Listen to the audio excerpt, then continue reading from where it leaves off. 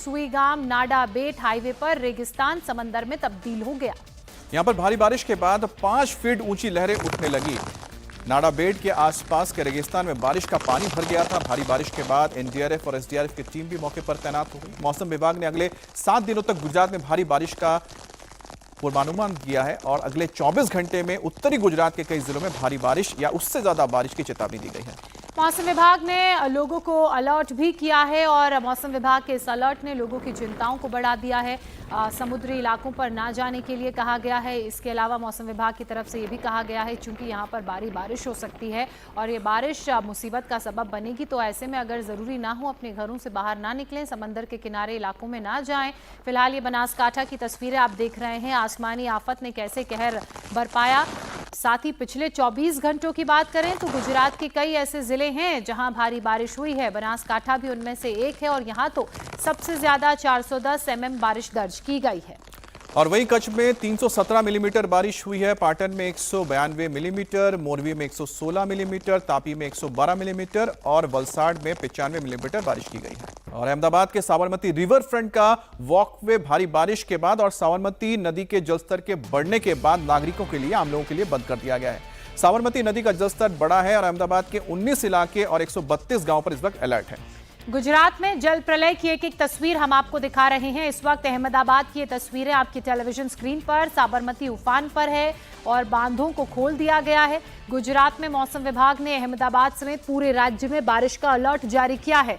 जो ऊपरी हिस्से हैं वहां पर तो लगातार बारिश हो रही है, जिस कारण प्रदेश की कई नदियां उफान पर हैं। अहमदाबाद की बात की जाए, यहाँ के ग्रामीण क्षेत्रों के अलावा खेड़ा और आणंद जिले के कई गांव को अलर्ट पर रखा गया है। अहमदाबाद के सुभाष ब्रिज पर साबरमती का लेवल खतरे के निशान के पास बह रहा है। आसपास के इलाकों के लोगों को हटाया जा रहा है, उनको दूसरी जगह शिफ्ट किया जा रहा है। संत सरोवर से लगातार पानी को छोड़ा जा रहा है। अब अहमदाबाद में पानी आगे और आ सकता है, ये खतरा भी बना हुआ है। भारी बारिश और बाढ़ से पूरे पंजाब में इस वक्त हाल खराब है। हाहाकार मचा हुआ है। शहर के शहर बाढ़ में डूब गए हैं। इस बीच प्रधानमंत्री नरेंद्र मोदी 9 सितंबर यानी कि कल पंजाब के दौरे पर रहेंगे और पीएम मोदी बाढ़ प्रभावित जिले गुरदासपुर का दौरा करेंगे और स्थिति का जायजा भी लेंगे। साथ ही पीएम पीड़ित परिवारों और किसानों से भी मुलाकात करेंगे। पीएम मोदी पंजाब दौरे के दौरान बड़ी राहत का ऐलान के किसी बड़े पैकेज को ऐलान कर सकते हैं राहत के लिए और इस आपदा में मरने वालों की तादाद भी 47 तक पहुंच गई है। जबकि 1.75 लाख हेक्टेयर में खड़ी फसल बर्बाद हो गई है। 23 जिलों के 1996 गांव पानी में डूब चुके हैं पूरी तरह से। हालांकि देवदूत बनकर एनडीआरएफ, एसडीआरएफ की सेना, इसके अलावा एयरफोर्स, एसएसबी, पंजाब पुलिस के जवान जुटे हुए हैं। प्रशासनिक टीमें और फायर ब्रिगेड की टीमें भी मोर्चा संभाले हुए हैं। राहत बचाव का अभियान इस वक्त युद्ध स्तर पर चल रहा है।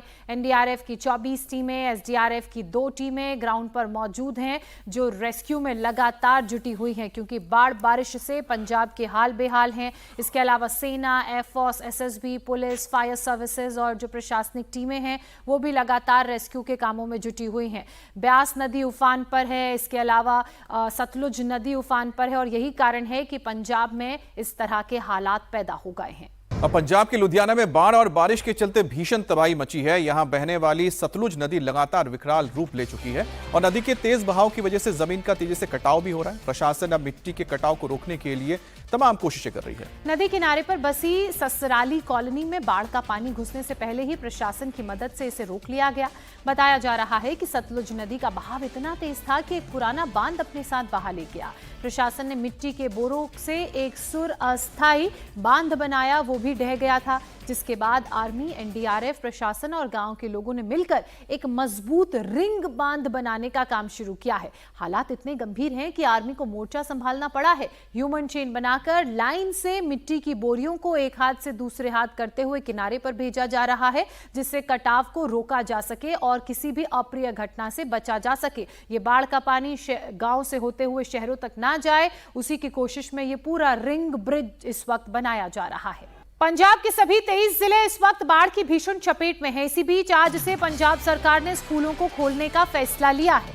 लगभग 12 दिन बाद स्कूल दोबारा खोले जा रहे हैं और आज से सरकारी, प्राइवेट और सहायता प्राप्त स्कूल, कॉलेज सामान्य रूप से खुलेंगे। लेकिन स्कूलों में अभी बच्चे नहीं आएंगे, केवल टीचर आएंगे जो स्कूल की साफ सफाई का काम देखेंगे।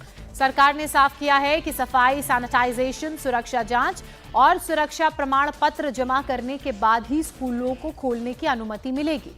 पंजाब में बाढ़ की वजह से 27 अगस्त से स्कूल बंद हैं। हालांकि सरकार की तरफ से कहा गया है कि स्कूल खोले जाएं या नहीं, इसका पूरा अधिकार डीसी के पास होगा। अगर कुछ इलाके ऐसे हैं जहां बाढ़ का पानी अभी भी भरा हुआ है, स्कूल खोलने की जो कोशिशें हैं वो संभव नहीं हो पाएंगी, तो ऐसे में डीसी ये फैसला ले सकते हैं कि उन इलाकों में स्कूल खुलेंगे या नहीं, बच्चे वहां जाएंगे या नहीं। आज एक दिन का वक्त प्रशासन की तरफ से दिया गया है। कल सफाई के बाद, प्रमाण सर्टिफिकेट लेने के बाद बच्चे स्कूल जा सकेंगे। और पहाड़ और दिल्ली में तबाही मचाने के बाद अब यमुना का कहर मथुरा में देखने को मिला है। यमुना यहां पर अपने पूरे रौद्र रूप में है। जलस्तर बढ़ने के चलते मथुरा के घाट डूब गए हैं। यमुना का पानी घाटों से लेकर शहर की गलियों तक चला आया है। घाटों से सटी कॉलोनियों की बात करें तो यहाँ 4 से 5 फीट तक इस वक्त पानी भरा हुआ है। आप तस्वीरों में देख भी रहे हैं किस तरह लोग इस पानी में आधे से ज्यादा डूबे हुए हैं। बाढ़ग्रस्त इलाके जय सिंहपुरा खादर में सैकड़ों लोग अपने घरों के 5-5 फीट पानी भरने के बाद छतों पर रात गुजारने को, दिन काटने को मजबूर हैं। शहर की मुकुट श्रृंगार कमेटी के लोग बाढ़ पीड़ितों तक मदद भी पहुंचा रहे हैं। जो लोग घरों की छतों पर फंसे हैं उन्हें खाने के पैकेज तक पहुंचाए जा रहे हैं।